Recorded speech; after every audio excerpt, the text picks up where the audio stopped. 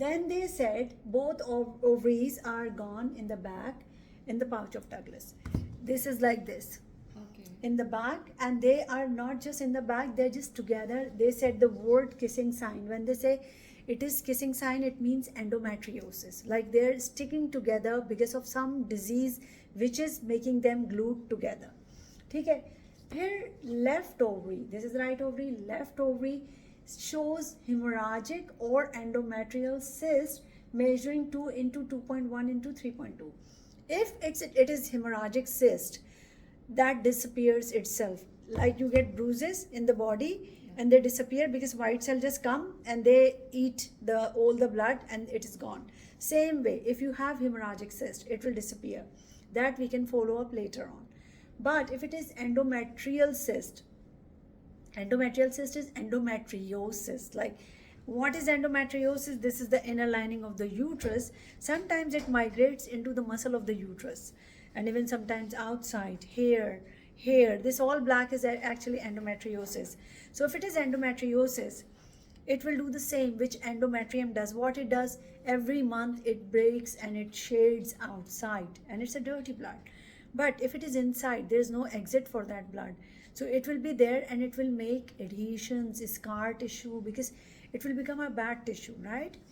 So, and that may be the reason you have kissing sign of the ovary where they are glued together. Maybe it is due to endometriosis. So they talk about endometriosis, they talk about the hemorrhagic cyst, which could be hemorrhagic or endometriosis cyst.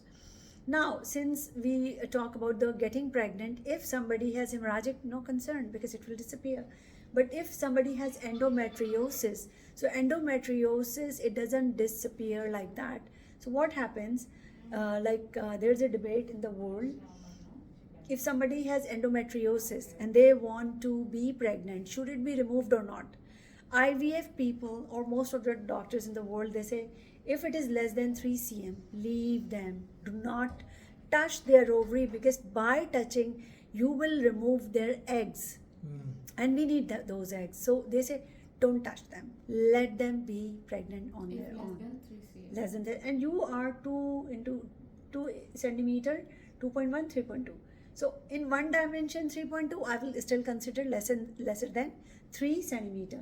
Now they say the interface of both ovaries with the posterior uterine wall and nearby anterior rectal wall is indistinct with the obliteration of, now I will just explain to you. Not just they are back, they are stick together, they are stick to the uterus, your womb, and the poop canal is in the back, even it is sticking. So you can imagine how much things are frozen inside.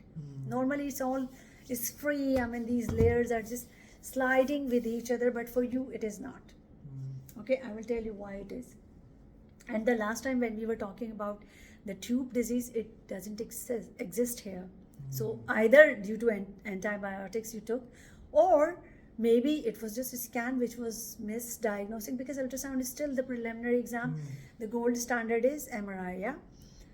So now they say focal peritoneal adhesion is seen in the retrocervical region and anterior rectal wall at the torus uterinus. From here, there are 2 bands which are attached on the back. So even this pouch, which is normally free, is obliterated because of all things adhered. Now we go to the uterus. They say normal size, okay? And they say antevoted uterus. Antevoted means leaning forward. Most of the uterus are leaning forward, and your one is also leaning forward, but retroflexed. Even with the leaning forward, it just like it is leaning forward, but rather looking down, it's just looking like that. So just like is this shape is nothing to do with any disease, yeah? Now, relatively thickened uterine junction exceeding 40% of the total myometrial thickness at the fundal level zone. At the fundal level, impressive of uterine focal localized adenomyosis. Now you see this, you have the same inner tissue migrated here, up there in the fundus, and it is doing the same. releasing blood. That blood is again bringing the inflammatory cells, white cells, and it is all inflammatory tissue. Now they said a small myoma, no problem. It's very small fibroid, which is 21 to 18 into 19. It's not even 2 centimeters, very, very small. 2 to 5 means it is in the wall. You see this fibroid, it is within the wall. So fibroid are better diseases. You know, they're like ball between the guitar chords. So when you open somebody's tummy, it's easier to take that fibroid, and the guitar chords will just go back to the position. Now they talk about the inner lining of the uterus, which is completely normal. The layer which breaks every cycle, it doesn't have any polyps or any fibroids or any diseases. Now the cervix, the womb, neck, it's perfect. Vagina, perfect. Then okay, even though there are things adhered in the front, back, but on the anterior side, everything is normal. So this is the conclusion, that you have endometriosis. Endometriosis is a disease of inner lining which is going into the wrong places, and that misplaced place of endometrium does the same behavior which it does in the inner lining. It breaks and it bleeds, but it has an exit. Here, no exit. So it is all causing inflammation and thing. I would say, you know, it has it's a scar. Its scar is being made. And if you ask me, surgery is the last resort.